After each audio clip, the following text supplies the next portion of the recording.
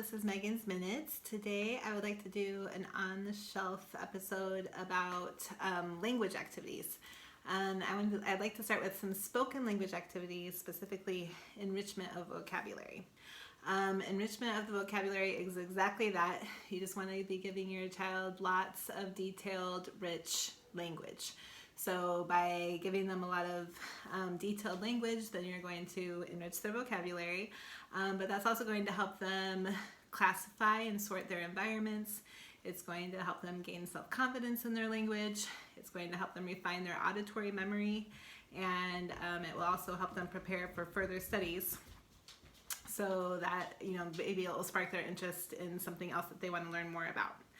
So one easy way to do this is by classifying a group of objects. So for today, I grabbed some things from the kitchen. I got a whisk and an ice cream scoop and some tongs. I also got a vegetable grater and a slotted spoon and a tablespoon. You could probably do a whole series just on spoons. Tablespoon, teaspoon, you could do measuring spoons, you could do a soup spoon. But today I'm going to focus on just the tongs and the ice cream scoop and the whisk, because I want to show you the 3-period lesson.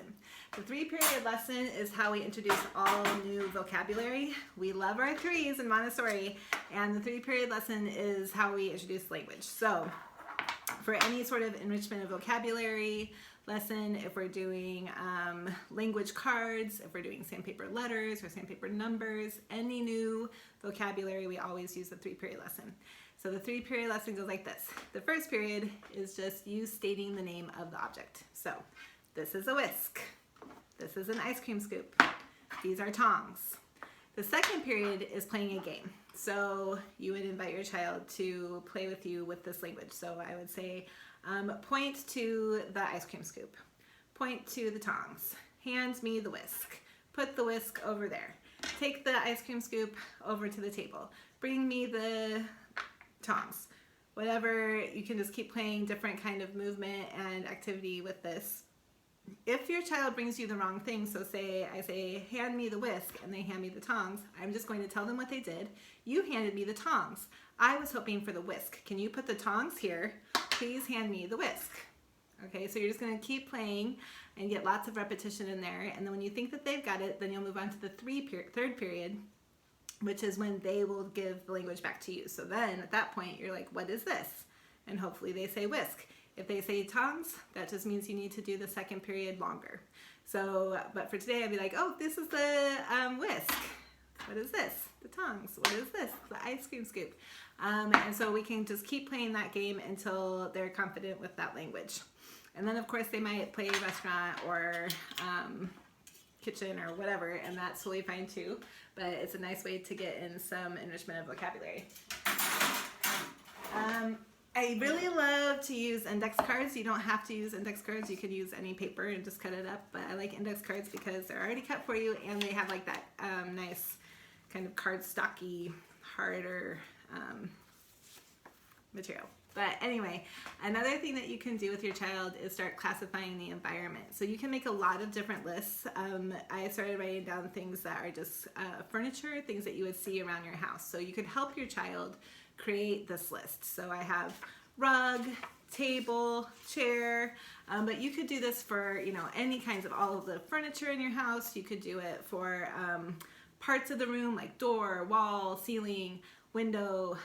You could do it for tools like outside tools, rake, trowel, broom, those kinds of things. You can do it for decorations in your house like photographs or tapestries or paintings, brass objects, vases.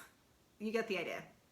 Giving as much language to as many things in your environment as possible is going to assist your child with all those things that I listed earlier. So once you've made your cards, then you can start playing games. So you could have your child go to the chair, and then it's fun to put in some different movement with that, like hop to the chair, skip, crawl, run, roll, whatever it is that you want to do. That's super fun, and you just can practice them going to those spots. then again, you could have them do that to you so that they're practicing using that vocabulary. You're still going to be kind of playing with that 3-period lesson. So you're going to give them the language, you're going to play with the language, and then hopefully they'll be able to give the language back to you. Then you can also expand this game. If your child is a reader, they could use the cards to label. If they're not readers, you could draw little images on there to help them identify what it is, so like a little picture of a chair, and then they could still do the labeling game, which is something that they could do more independently when you're not available to be actually playing a game with them. Okay, and then the very last thing I wanted to show you is similar to what we do with sandpaper letters, which is we only are giving the sound of the letters. So if you're getting boxes from us, you will probably be getting sandpaper letters. But I just started doing some sounds on the card. So this has an A on it, so this would be ah. So we could go around the house and be looking for objects that start with ah. And k. If you wanted to do a sensorial thing, like what the sandpaper letters have the sandpaper on it that they can trace, you can use glue. So you would write the letter and then you just trace it with the glue and let it dry, and then it will have that raised texture. Your child might just pick it off, but at least it will give them a chance to trace the texture. Also, going back, I forgot to mention with the enrichment of vocabulary, you can do a lot with the sounds. The phonemes are the individual sounds of the word when you're playing a game. If you were doing like, hop to the chair, you could break up the sounds like ch, a, and they will have no idea at first what you're talking about. It's like you're speaking a different language. But the more you practice that with breaking up the sounds, ch, a, t, a, b, o, that is really going to help them as they start identifying those letter sounds and putting them together to blend the words. Those sound games and identifying those phonemes is going to help them so much. So you can incorporate that into your enrichment of vocabulary games too. Okay, so those are just a few simple things to put together for your shelf that help with enrichment of vocabulary and language.